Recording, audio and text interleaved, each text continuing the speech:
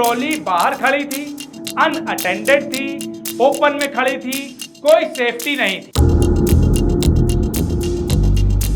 इस ग्राउंड पर उन्होंने क्लेम का रिजेक्शन किया है, लेकिन गाड़ी मालिक भी नहीं माना। उन्होंने भी तगड़ी दलीलें दी। अगर ये दलील वो ना देते तो शायद केस हार सकते थे। इस दलील से आप कह सकते हैं कि उनकी जीत। गाड़ी मालिक और इंश्योरेंस पॉलिसी वालों के बीच चला कानूनी दांव पेच। गाड़ी मालिक ने भी लगाया ऐसा दांव, चारों खाने हो गए चित। नमस्कार, ट्रांसपोर्ट टीवी में आपका स्वागत है। मैं हूं असलम कुरैशी। आप देख रहे हैं ब्रेकिंग न्यूज। दोस्तों, अक्सर आपने सुना होगा कि ट्रक चोरी हो गया, घोड़ा चोरी हो गया, कार लेकर निकल गए, पिकअप लेकर निकल गए। लेकिन ये खबरें बहुत कम सुनी होंगी या शायद ही सुनी होंगी कि ट्रॉली चोर आए हैं। जी हां, ट्रक को छोड़, घोड़े को छोड़, ट्रॉली को निशाना बना रहे हैं चोर। जी हां, ऐसी क्या दिलचस्पी हो गई इनकी, जानेंगे विस्तार से। और क्या हुआ ट्रॉली चोरी होने के बाद, गाड़ी मालिक ने कैसे लड़ी अपनी लड़ाई और कैसे लिया अपना हक, ये दिलचस्प कहानी जानिए आज की इस ब्रेकिंग न्यूज में। जी हां दोस्तों, ये घटना है मोगा पंजाब की। जुलाई 2022 में एक ट्रॉली चोरी हो गई। ट्रक की घोड़े के साथ जो ट्रॉली लगी होती है वो चोर उठा कर ले गए। और सबसे हैरान कर देने वाली बात है कि एक ही दिन में ऐसी 4 कंप्लेंटें लॉन्च हुई। जी हां, उस पूरे एरिया में एक ही दिन में 4 शिकायतें एक जैसी, यानी कि ट्रॉली चोरी कर ले जाने की। अब यहां पर आप भी सोच रहे होंगे कि ऐसा क्या हो गया कि ट्रक छोड़कर ट्रॉली चुराई जा रही है। जहां तक अंदाजा लगाया जा सकता है वो ये कि ट्रक चुराएंगे तो जीपीएस की लोकेशन, चेसी नंबर, इंजन नंबर, बहुत सी चीजों का खतरा जिससे पकड़ा जा सकता है। लेकिन ट्रॉली चुराने पर सेफ्टी ज्यादा नजर आ रही है चोरों को। हालांकि वारदात को इन्होंने अंजाम दे ही दिया। आप देख सकते हैं स्क्रीन पर, यहां पर ट्रॉली बाहर खड़ी हुई थी, ट्रक रिपेयर होने के लिए आया था, घोड़ा अंदर ले जाया गया रिपेयर करने के लिए, ट्रॉली बाहर खड़ी थी। चोर आए और निशाना बना लिया ट्रॉली को। सीसीटीवी में यह मामला दर्ज हो गया। आप देख सकते हैं स्क्रीन में, ये जो घूम रहा है शख्स, इसे चोर बताया जा रहा है जो ट्रॉली को उठा कर ले गया। चलिए अब बताते हैं ये पूरी कहानी है क्या और किसकी है। विकास गुप्ता है गाड़ी मालिक, जिनकी ये गाड़ी थी। गाड़ी रिपेयर होने के लिए जशपाल सिंह उर्फ भोला के वर्कशॉप में वहीं मोगा में गई हुई थी। रिपेयर के दौरान घोड़े को अंदर ले लिया गया रिपेयरिंग के लिए, लेकिन ट्रॉली बाहर खड़ी थी। यह घटना 22/7/2022 की बताई जा रही है। 22/7/2022 को वहां पर ये रिपेयर के लिए गए थे और रात को वहां पर चोरी हो गई। चोरों ने रात के समय ट्रॉली चोरी करने की वारदात को अंजाम दिया। ट्रॉली चोरी हो गई, उसके बाद एफआईआर लॉन्च करवा ली गई वहीं थाने में। मामला दर्ज करवाया गया महना थाना जिला मोगा में। 23 तारीख को एफआईआर लॉन्च करवा दी गई। 23/7/2022 तारीख याद रखिएगा। आज लगभग 2 साल हो गए। अब एफआईआर लॉन्च हो गई, ट्रॉली चोरी हो चुकी थी, कहीं नहीं मिली। काफी हाथ पैर मारे, जद्दोजहद की। आखिरकार थक हार के गाड़ी मालिक ने सहारा लिया इंश्योरेंस कंपनी का। इंश्योरेंस उन्होंने करवा रखी थी यूनाइटेड इंडिया इंश्योरेंस कंपनी से। यह ट्रक था अमर कांता जी के नाम पर, जो कि विकास गुप्ता जी की माता थी। 2016 मॉडल का यह ट्रक है। ट्रक खरीदा गया था ईएमआई पर। लगभग 50,000 कुछ रुपए ईएमआई जाया करती थी। 19,50,000 का लोन करवाया गया था। इसके साथ एक ट्रॉली ली गई थी 12 चक्का टायरों के साथ, जिसकी वैल्यू 7 लाख बताई जा रही है। यानी कि टोटल वैल्यू 26,50,000 रुपए बताई गई। जब ट्रक चोरी हो गया तो क्लेम के लिए इंश्योरेंस वालों के पास गाड़ी मालिक पहुंचे कि भैया ऐसा है, ट्रक चोरी हो गया है। क्योंकि इंश्योर तो दोनों चीजें थी, घोड़ा भी और ट्रॉली भी, उसकी प्रीमियम जाया करती थी। उन्होंने सोचा चलिए कोई बात नहीं, मैं ऐसा करता हूं, क्लेम डाल देता हूं। क्लेम के लिए उन्होंने अपील कर दी, लेकिन उनका क्लेम कंपनी वालों की तरफ से रिजेक्ट कर दिया गया। किस ग्राउंड पर उन्होंने रिजेक्ट किया वो भी बताएंगे।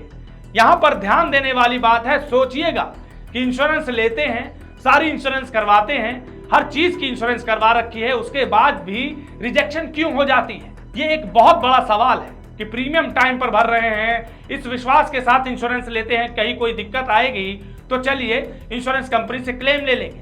लेकिन क्लेम लेना आसान थोड़ी है, एड़ियां रगड़ जाती हैं, सालों साल लग जाते हैं। यहां पर भी इनके साथ कुछ ऐसा ही हुआ, दिक्कतें झेलनी पड़ी, रिजेक्शन हुई, लगभग 1-1.5 साल का समय गुजरा, पर ये हाथ पर हाथ धरे बैठे नहीं रहे।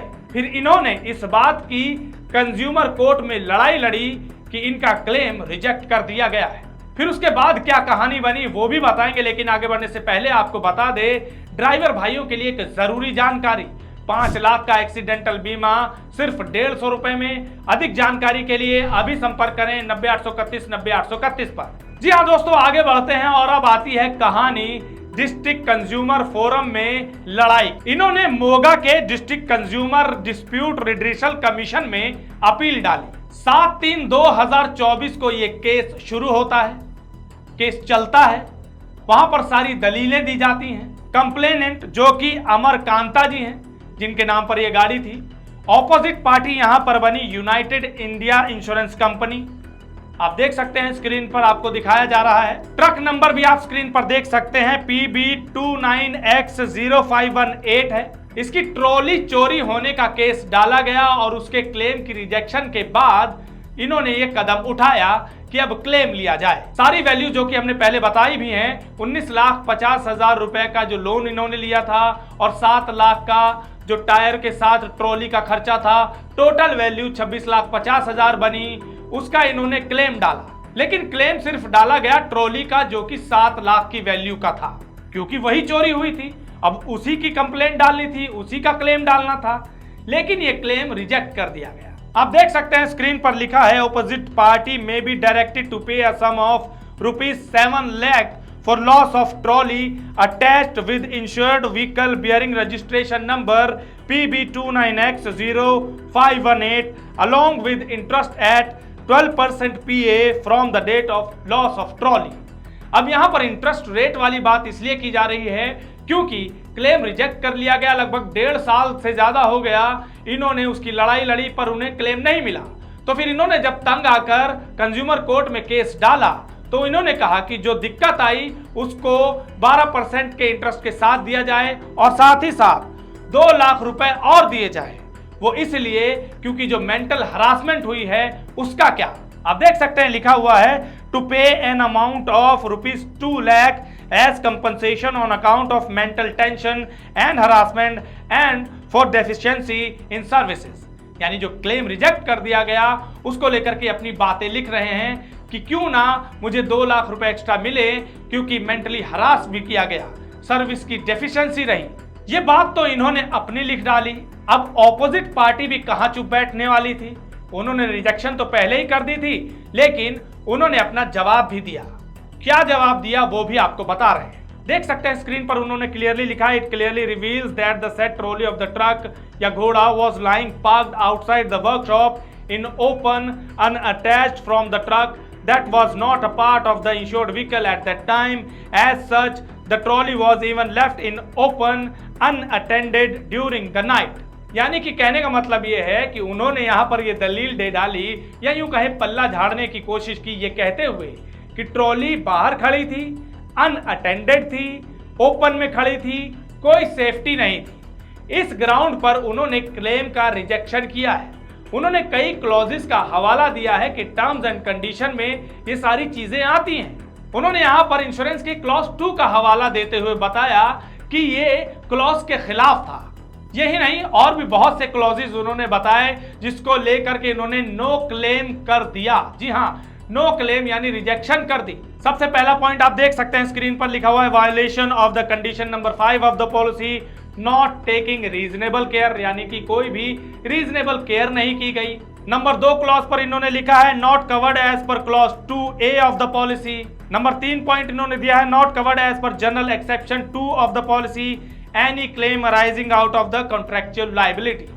यानी कि सिरे से खारिज कर दिया है इन क्लॉज का हवाला देते हुए कि इस वजह से, क्योंकि इन्होंने पूरा ध्यान नहीं रखा, सारे क्लॉजेस का वायलेट किया, इसलिए नो क्लेम किया जाता है। लेकिन गाड़ी मालिक भी नहीं माना, उन्होंने भी तगड़ी दलीलें दी।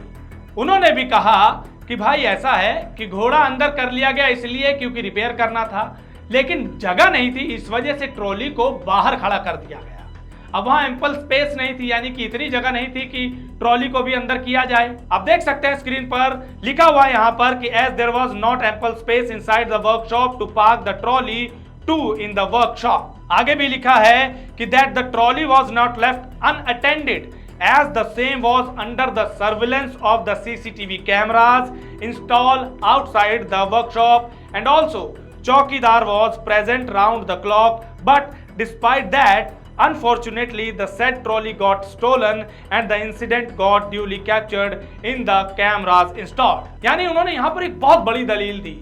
अगर ये दलील वो ना देते तो शायद केस हार सकते थे।